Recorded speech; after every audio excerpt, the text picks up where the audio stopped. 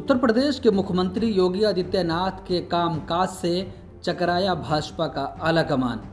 UP BJP में हो सकती है बड़ी फेरबदल। भारतीय जनता पार्टी के लिए देश में सबसे अहम राज्य उत्तर प्रदेश में कोरोना संकट के बाद काफ़ी कुछ बदला हुआ नजर आ रहा है।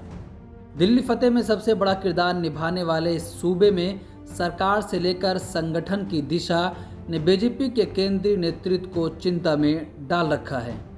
2 दिनों से यूपी की राजधानी में केंद्रीय नेतृत्व के मंत्रियों व संगठन के आला अधिकारियों के साथ चले बातचीत में चिंता को और गहराने का काम किया है।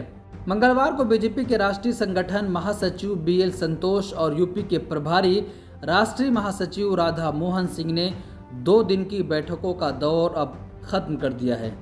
वैसे तो बैठक कोरोना संकट में कितना काम किया गया और आने वाले विधानसभा चुनाव को लेकर रणनीति तय करने के साथ साथ पंचायत चुनाव की समीक्षा के लिए बताई गई थी, पर इसमें जिन लोगों को शामिल किया गया और तौर तरीकों से साफ हो गया है कि यूपी बीजेपी में बड़ी सर्जरी होने की तैयारी हो चुकी है।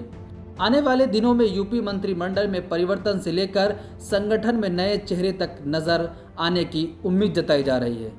BL संतोष और राधा मोहन सिंह ने मंगलवार को यूपी के दोनों उप मुख्यमंत्री केशव प्रसाद मौर्य और दिनेश शर्मा से अकेले में बात की। खबरों के अनुसार बताया जा रहा है कि इस दौरान दोनों उप मुख्यमंत्रियों की कही गई छोटी छोटी बातों को भी नोट किया गया है और उन्हें अलग अलग 40 मिनट का समय दिया गया था।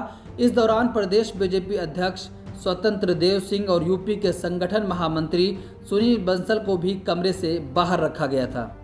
हालांकि बैठक खत्म होने के बाद केशव प्रसाद मौर्य ने कहा कि 2022 के विधानसभा चुनाव में बीजेपी 300 के पार सीट लाएगी और संगठनात्मक दृष्टि से बैठक पर चर्चा हुई है। बैठक जो चर्चा हुई है बहुत अच्छी चर्चा हुई है।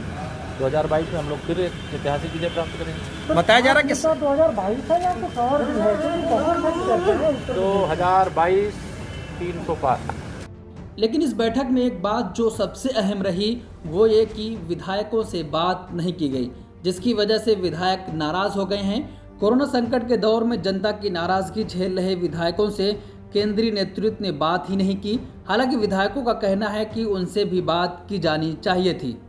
आपको बता दें कि बीते 2 महीनों में करीब 2 दर्जन विधायकों ने कोरोना संकट के दौरान आई परेशानियों, अपनी सुनवाई न होने और सरकार की विफलता को लेकर मुख्यमंत्री योगी आदित्यनाथ को या तो पत्र लिखकर या बयानबाजी की थी और अपनी नाराजगी जाहिर की थी।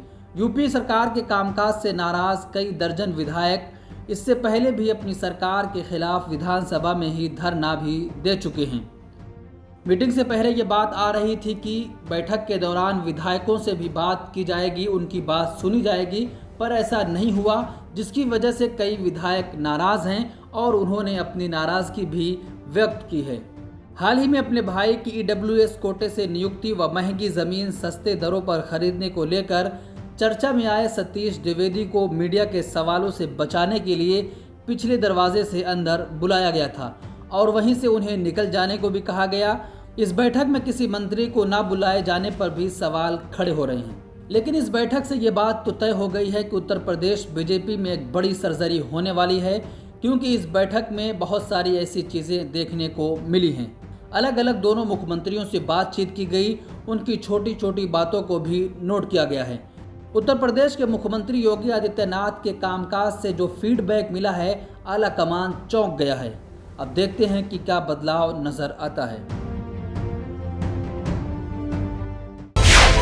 मिलेट टाइम्स को आपकी जरूरत है, हमारी आप माली मदद करें। हर महीने सिर्फ 100 रुपये और 1 साल के लिए एक साथ सिर्फ 1000 रुपये। रकम भेजने के लिए यहाँ दिए गए फोन पे, गूगल पे और पेटीएम नंबर का इस्तेमाल कर सकते हैं।